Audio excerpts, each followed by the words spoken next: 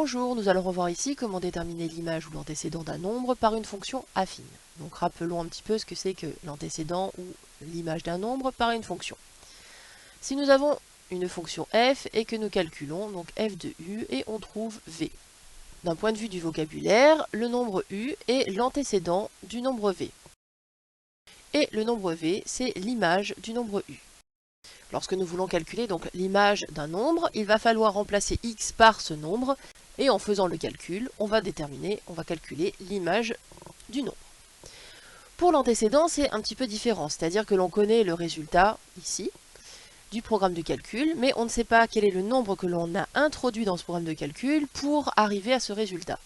Et donc, il va falloir en fait faire le chemin inverse pour retrouver l'antécédent de ce nombre.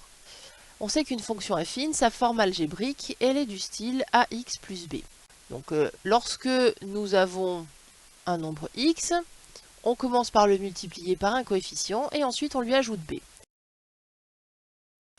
Cela signifie que si on connaît le résultat qui est ici, eh bien il va suffire de remonter et de retourner dans l'autre sens pour revenir à notre nombre de départ.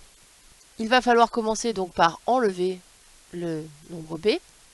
On retrouvera ax, et ensuite nous allons diviser par le coefficient a. Bien entendu, on va supposer que ce a est différent de 0, ce qui nous redonnera le nombre x. Voilà ici donc notre fonction, f de x c'est 2x moins 7, et on veut calculer l'antécédent de 1. Cela signifie qu'on cherche le nombre x pour lequel f de x est égal à 1. Cela signifie que nous cherchons le x pour que 2x moins 7 soit égal à 1. On se retrouve donc à résoudre une petite équation.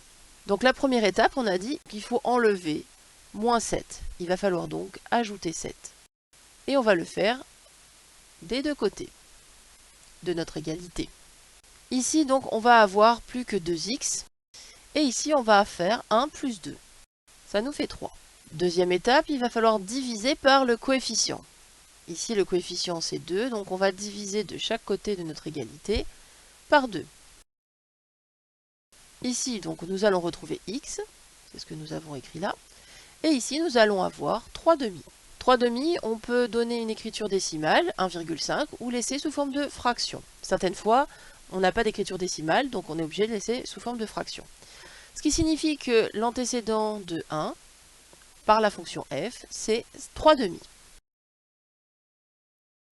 Maintenant, nous cherchons l'antécédent de moins 3. On va donc chercher x pour que f de x soit égal à moins 3. C'est-à-dire que 2x moins 7 soit égal à moins 3. Donc la première étape, toujours la même. On commence par enlever le nombre qui correspond à b, c'est-à-dire enlever moins 7, c'est-à-dire moins 7 plus 7. Nous obtenons de ce fait ax, puisque si on fait moins 7 plus 7, ça fait 0. Moins 3 plus 7, ça fait plus 4. Ensuite, deuxième étape, on va diviser par le coefficient qui est ici 2. Ce qui va nous donner x égale 4 demi. Donc 4 demi, là on peut donner, puisque ça va donner un nombre entier, ça nous donne 2. L'antécédent de moins 3, c'est 2. Cela signifie que si on remplace x par 2, on va retrouver moins 3. Dernier antécédent, on veut calculer l'antécédent de 0. On cherche donc le nombre x pour que f de x soit égal à 0. C'est-à-dire que 2x moins 7 soit égal à 0. Première étape, on enlève l'ordonnée à l'origine. Moins 7 plus 7.